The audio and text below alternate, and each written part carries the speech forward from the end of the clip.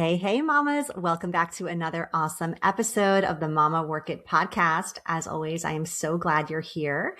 My name is Marissa Lonick. I am your host, working mama of four, and the founder of Mama Work It, where we support women in the juggle of mom life, work life, wife life, fill in the blank life.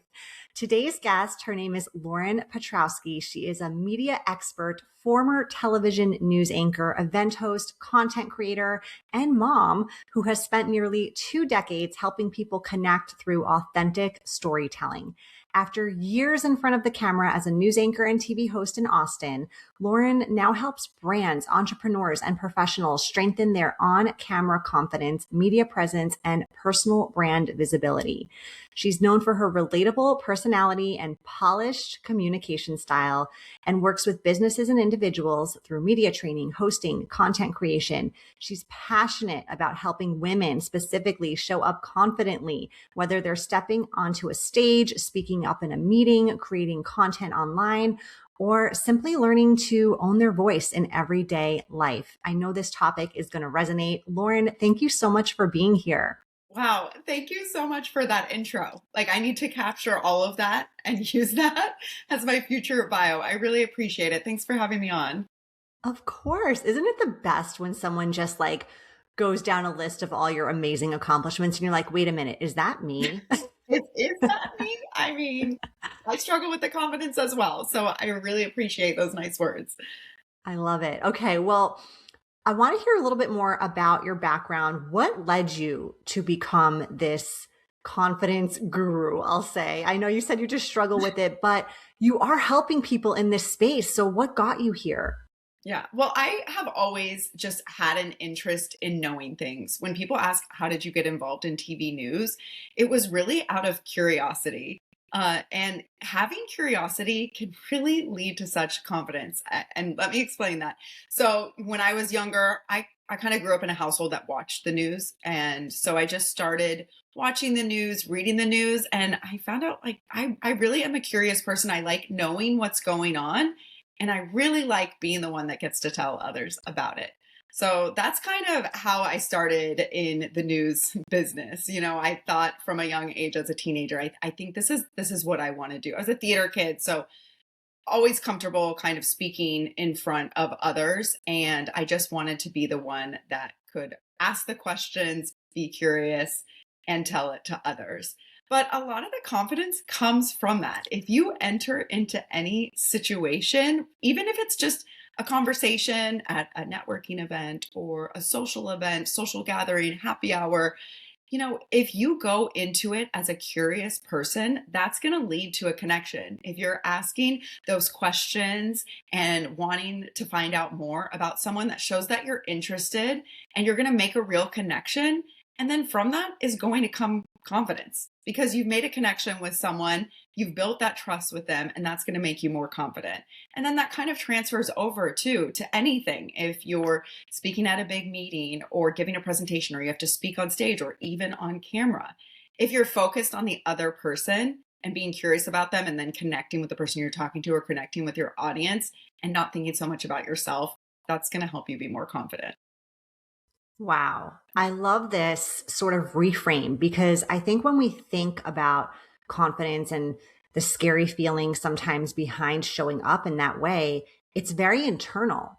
And you've really turned this around and made it about the other person and use this word curiosity so much. And I feel like curiosity isn't very scary. Confidence can feel scary, but curiosity doesn't. No. And so if you bring that into any situation, I'm going to go into this as a curious person. I'm going to ask the good questions. Tell me more. You just asked me, how did you get started in that? How did you develop that confidence? You're really turning it around on the other person. People like to feel seen and understood. And like I said, that's going to build trust. So if you're not thinking so much about yourself, then you won't be as nervous and you can build that confidence. Yes, absolutely. Okay, so you spent years on live television, like no editing, no filters, like live TV. What did confidence actually look like behind the scenes versus what people were seeing on camera? Yeah, I think behind the scenes, it's just making sure that you're familiar with your material. That's another way to bring confidence. Obviously, I would find myself more nervous when I was going into some sort of breaking news situation or where I was having to think a little bit more on my feet. But I also took that as kind of a challenge. And I also knew I may mess up, I may stumble over my words. And that's okay because I am in a live breaking news situation. But just making sure, it was going into work early, going over all my scripts ahead of time, making sure that I was familiar with what I was going to be talking about, the words that I was going to be saying on camera. But then again, thinking about the other person, thinking about the audience. We have a job to do. We have a story to tell. We have information that they need to hear at home, and really not trying to think so much about myself and how am I going to sound? What if I mess up? Am I going to get the right words out? But just focusing on, we have a job to do. We've got to get this information out to our viewers the best way possible. Yeah, absolutely. I agree. I think preparation is critical in those types of Preparation and situations. practice. Yeah. I Yeah. now I MC a lot of events, and so I'm speaking in front of a lot of live audiences, and it's just practicing. I mean, I will practice my scripts before I go up there, even if I'm not memorizing it, even if I have scripts and notes, I'm still going to be practicing it to make sure that you're familiar with it. Do you practice in front of a mirror? I don't practice often in front of a mirror. I don't know if I love watching myself. Although that is advice that I give to people when I do media training sessions. I say to practice in front of a mirror or really to practice on camera. So to record yourself. And you don't need hmm to show it to anybody. No one needs to see these videos, but just so you can see how you look, facial expressions, making sure you're having the right energy. Yeah. Yeah. Okay. Well, I'm sure you've heard this term before, imposter syndrome. A lot of I'm people very struggle with familiar with this. that one. Same here. A lot of people struggle with this. I think a lot of moms specifically too.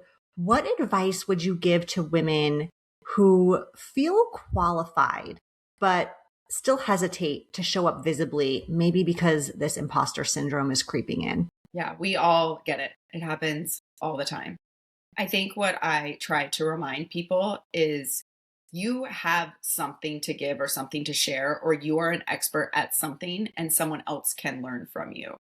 I mentioned I MC events and I do a lot of local fundraisers. Well, a few years ago, I was asked to MC a big corporate conference in Austin, and it was going to be several hundred people visiting Austin. So, where I'm used to speaking to people who, are here locally alongside me.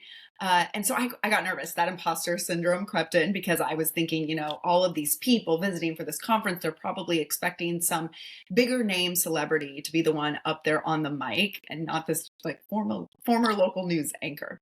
But really, what made me perfect for this role was local, because I had lived here Right. more than 20 years where these visitors were coming from out of town and not that familiar with Austin. And so I kind of brought that to the stage and to my role as MC and was able to talk a little bit about Austin to them, to name some Austin hotspots they should visit while they're in town. The conference was taking place where the Willie Nelson statue is downtown. So I mentioned that and how I had been there on site when it was unveiled on 420 a few years back and covering it for the news. And afterward, the organizer of the conference came up to me and said, I'm really glad that we had this Austin local here. Like, you really brought something to the stage. And it was like, oh, yeah, I had a reason to be here because I was the Austin expert in that scenario. So we're all experts at something. You have to have confidence in that. Be the expert. Even if you don't feel like you're the expert, you have something to share. You have a skill to share. You have a story to share. And someone out there needs to hear it, and someone's going to learn from you. Okay. Full body chills. Yes. Yes. So true. Because I think we downgrade a lot of that sometimes Always. because it feels almost like second nature to a lot of us, these gifts that we have. Mhm. And Right. so we think to ourselves, like, well, it's no big deal for me. Why would it be a big deal for someone else? And we forget that actually that could be something that's so useful and relevant and such a gift for that person to hear. But if you don't share it, they're never going to experience that. 100%. And we all have some sort of skill to share, like you said, that to us may be second nature and we don't think of it as a big deal. But you are Mhm. good at something, you are an expert at something, and someone else will benefit from you sharing that. Yeah. Yeah. And probably several things you're Yeah. good at that you don't realize. Yeah. All right. So you've reinvented your career from news anchor to entrepreneur to content creator. What gave you this confidence to pivot? Well, I'm still figuring all that out. And I want to make it clear I still struggle with that a lot. It's been a few years since I left my full-time TV news job, but I still struggle with that career transition and really figuring out what it is I'm doing. I really loved my job a lot. Unfortunately, it is not or was not at the time very family friendly. And so with my schedule, I was waking up at 2:30 in the morning. I was working holidays. I had a son. We knew we wanted to have another kid. I had to make that very difficult decision. So it is not something where I've always showed up with confidence in this career transition. But I think going back to what we were just talking about, I do have a skill or a passion, a skill and a passion.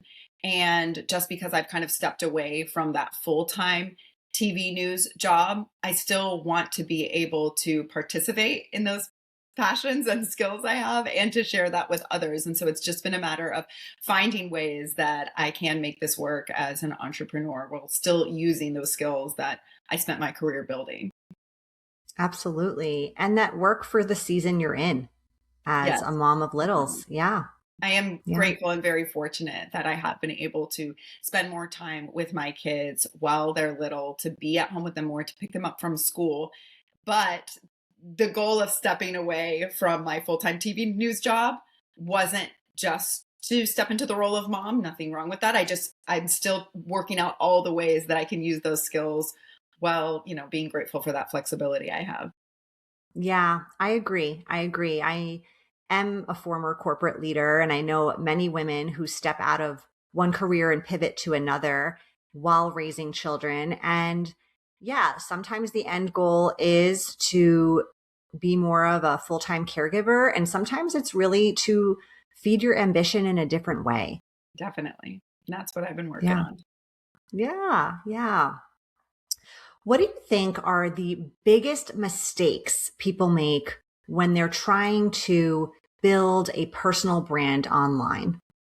I think, we've heard this before, but it really is not being yourself, trying to look at others and what has made others successful, other creators we see, people we may really like their content and we look up to them. But there is no other you. So there is something unique that you can bring.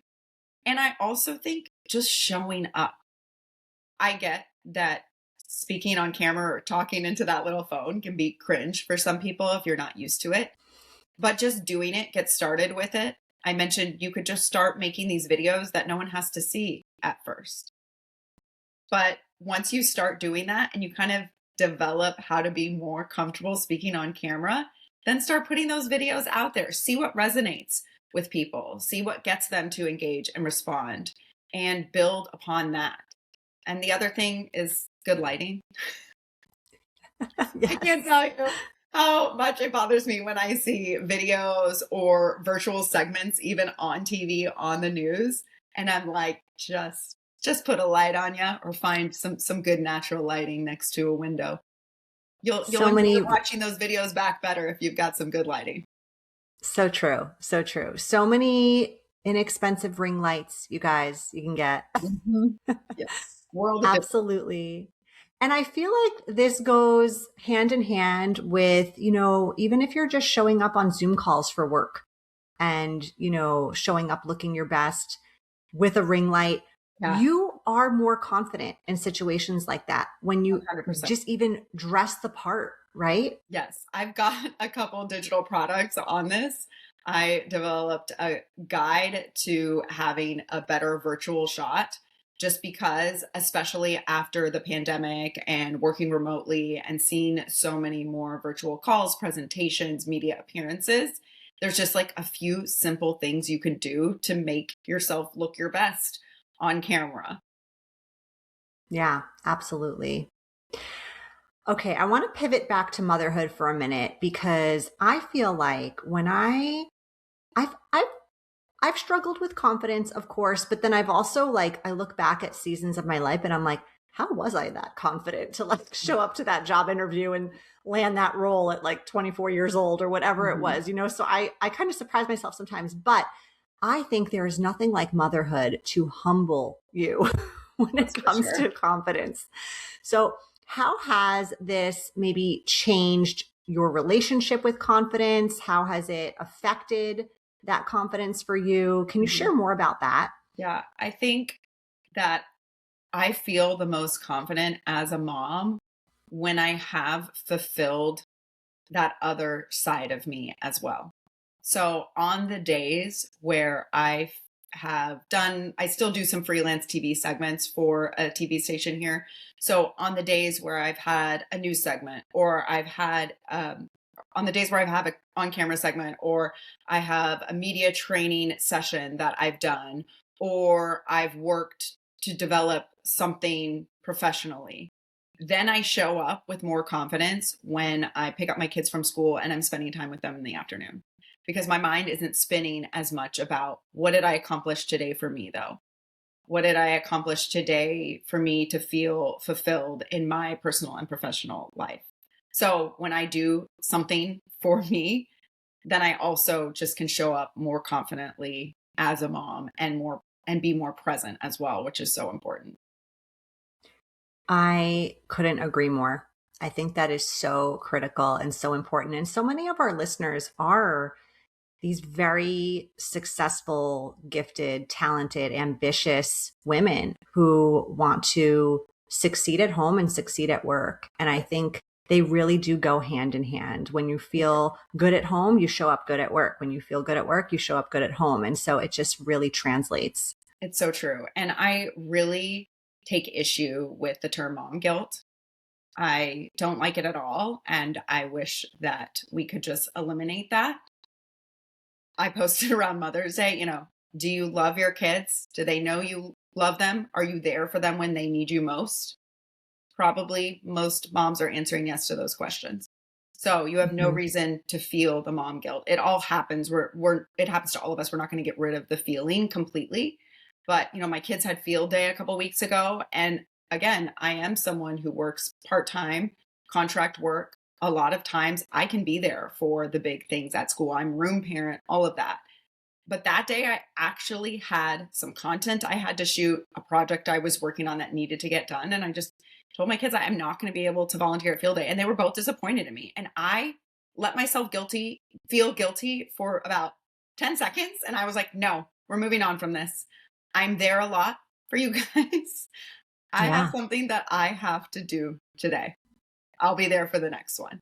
And the truth is, even if our kids make us feel guilty in the moment, ultimately they want us to be happy. Your kids want that for you. They want you to be happy and fulfilled. It brings me so much joy when my son asks me at the end of the day, Mom, how was your day? And I get to tell him something that I did for myself that made me feel happy and fulfilled, because I think it's very important for our kids to see that. Yeah, I agree. I have definitely experienced the same situation and I've gotten better at sort of how to manage it. And how I looked at this too years ago when sort of I was working through my own mom guilt stuff was, you know, I want to model what a healthy adult looks like for these kids. And 100%. a healthy adult doesn't put themselves last all the time, right? I don't want True. them repeating that cycle. And Yeah. so I needed to show up and say yes and honor all these parts of myself, like you're saying, even if that meant saying no to something that, you might get a little FOMO or guilt about sometimes because you're indirectly parenting and teaching them how to be adults in that Right. way. Yeah.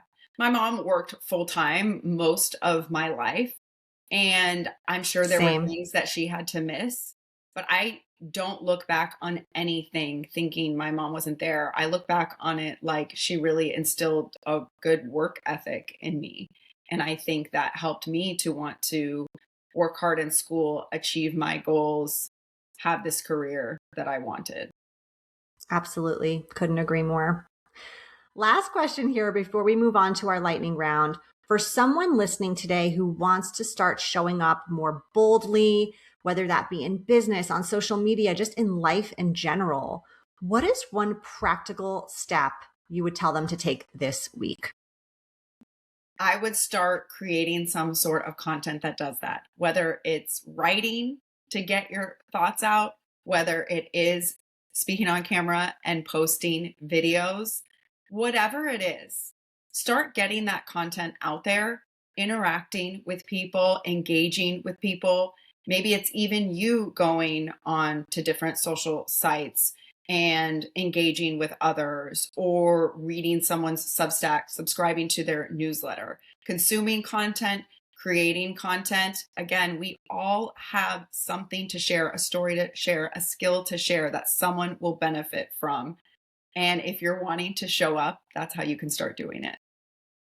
I love it. Don't be a lurker. Don't be a doom scroller. Put a No. comment down, engage, interact, share your content. Engage, Yeah. interact, create.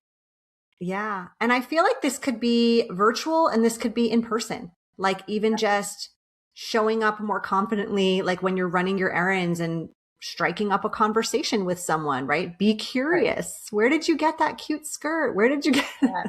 Oh, always Yeah. giving the compliment too is the easiest way to make someone's day. If you I see love someone who doing is this. wearing Yes. something, or you just like their vibe that they're bringing, tell them. Don't just think it. Why not tell them and make their day? My daughter is 6, and I picked her up from school the other day, and her little friend Kate like looked right at me and said, "Paloma's mom, I really like your earrings." I mean, just looked me right in the eye. And it just stuck with me. She's got it down. She's got it down. She's got it down. It's like confidence. She wanted to give me that compliment, and it stuck with me. So yeah, be curious, ask the questions, give the compliment. Yeah.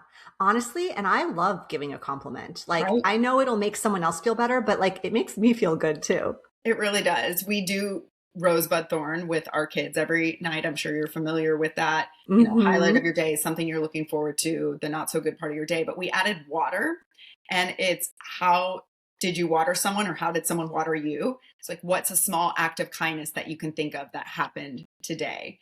Just to kind of get our kids in that mind frame of like doing little things for others, or taking note when someone does something like that for you.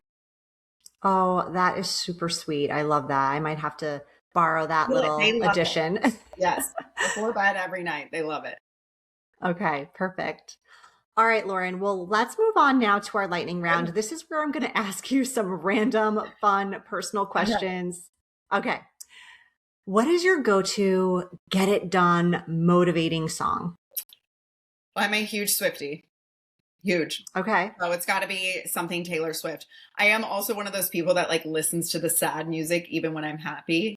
Yes, I get that. Her Tortured Poets Department era is like my favorite. But I don't know, something Taylor, I Can Do It With a Broken Heart, but Daddy, I Love Him. Like, one of those just kind of up, a little more upbeat songs. Okay. Okay. If you could go on vacation tomorrow anywhere in the world, where would it be and why? This is so predictable for anyone who knows me, but I am a Paris freak. So even though I've been there many times, that's probably always going to be my answer if I had the option to go anywhere in the world tomorrow. I mean, who wouldn't want to go to Paris? It's so beautiful. It's just the greatest. Nail salon, hair salon, or spa. You can only pick one to visit for the rest of your life. Which one is it? Which is most important for camera? Because I, at 42, am just not ready to go gray yet. So this is very difficult, but I love a good facial, and it's extremely important the older we get as well. Yeah. Oh, that's a hard question. I know. I'm gonna go with spa because I love facials. Yeah. Okay. What book are you reading right now? Oh, Yesteryear. Have you heard about it? Mm-mm. It is, a lot of people are talking about this book. It's about a trad wife influencer, and she all of a sudden wakes up and it's like 1855. So Ooh. actual trad wife times. It is very, very interesting so far. Okay, that sounds like a good summer read for Mhm. sure. All right, last question. What's something most people may not know about you? This one is hard because I'm such an open book. Uh, People might be surprised. I'm mm, one of the least athletic people you'll ever meet, but I love skiing. It's kind of just a random physical activity that I really enjoy. My husband is a big snowboarder and I ski, and it's just kind of something that we love doing together. Okay. Well, you're not skiing much in Austin, so I'm sure you're No, we traveling for we that. we, we travel a lot during the winter months to Yeah. get on the mountain.